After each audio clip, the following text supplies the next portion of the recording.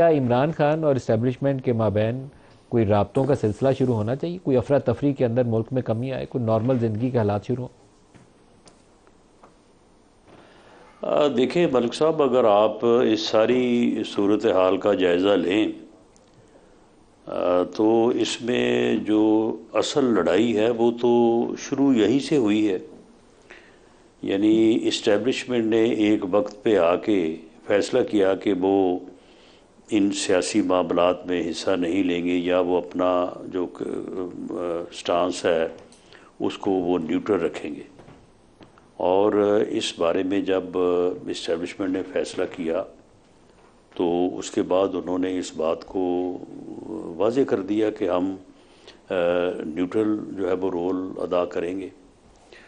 और इस बात का इजहार जो हमारे आर्मी चीफ थे कर्नल जनरल कमर जावेद बाजवा साहब, उनकी आपने वो अलविदाई स्पीच जो है वो सुनी होगी, जिसमें उन्होंने बाद चीज़ों के ऊपर जो है वो उन्होंने तस्लीम किया कि हमसे ये चीज़ें जो हैं वो होती रही हैं, लेकिन वो हालात का जबर था।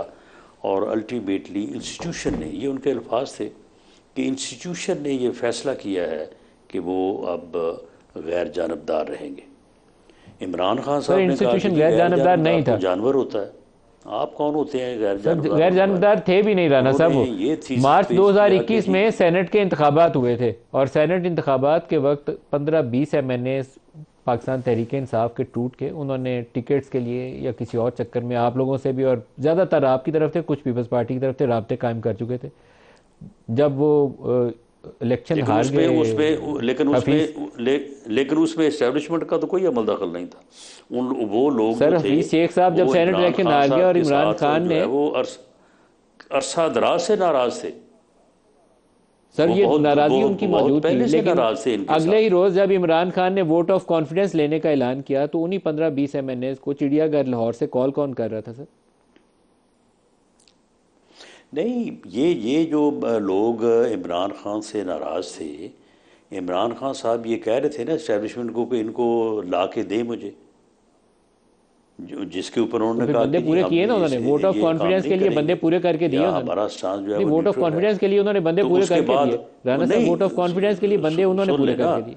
उसके नहीं नहीं नहीं उसके बाद जो है, उसके बाद जो है वो इमरान खान साहब ने जलसों में कहा कि जी न्यूट्रल तो जानवर होता है। चौकीदार जो है अगर वो बाहर खड़ा हो घर में जो है वो डाकू आ जाएं, यानी वो अपोजिशन को हमेशा वो डाकू और चोर से ही लकब से ही नवाजते थे। तो जी चौकीदार कैसे बाहर खड़ा रह सकता है। तो ये लड़ाई जो है ये उस वक्त शुरू हुई, ये आ गई फिर 26 नवंबर तक। 26 नवंबर को फिर जो उन्होंने किया या जो उन्होंने करने की कोशिश की वो भी फिर आपके सामने है, अब उसकी मैं तफसील में क्या जाऊँ। उसके बाद फिर 26 नवंबर के बाद फिर 9 मई आ गया। तो मामला ये है कि ये एक जो अमल बानी पीटीआई की तरफ से शुरू हुआ है, और जो कि यकीनन जो सियासी अदम इस्तेहकाम है और जो हालात हैं उसमें इस चीज़ का भी एक बुनियादी रोल है। तो इसके ऊपर बातचीत, मैं तो एक पॉलिटिकल वर्कर के तौर पे हमेशा डायलॉग के तो मैं ख़िलाफ़ बात नहीं कर सकता। मैं तो ये कहता हूँ कि माबैन फ्री कैन और माबैन political parties, political leadership dialogue होना चाहिए। क्या इमरान और इस्टेब्लिशमेंट का बराह रास्त भी होना चाहिए इंटरेक्शन? नहीं देखें, अब जब डायलॉग होना है तो वो बराह रास्त होना है या बिलवास्ता होना है, ये तो खैर फिर करने वाले जो है वो डिसाइड करेंगे। लेकिन लेकिन एज ए मैटर ऑफ किसी प्रिंसिपल आप भी इस चीज़ को सपोर्ट करते निज़ाम हैं कि होनी चाहिए हुकूमत बातचीत?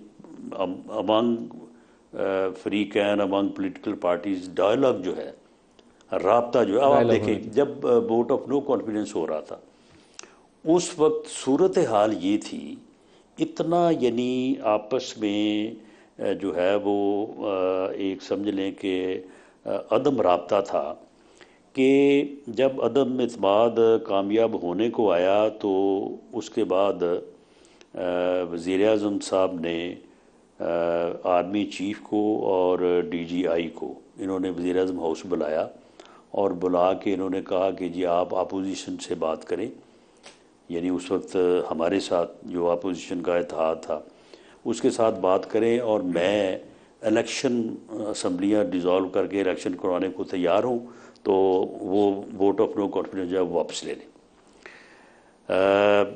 आर्मी चीफ ने, जनरल बाजवा साहब ने जो है वो बुलवाया तमाम जो क़यादत है उस वक्त जो पीडीएम की जमातें थी, तो उनके कायदीन को बुलवाया और वो उनसे कहा कि जी आप अदम एतमाद की जो तहरीक है उसको वापस ले लें, तो हुकूमत जो है वो इलेक्शन की तरफ चले जाती है असम्बली को डिज़ोल्व करके।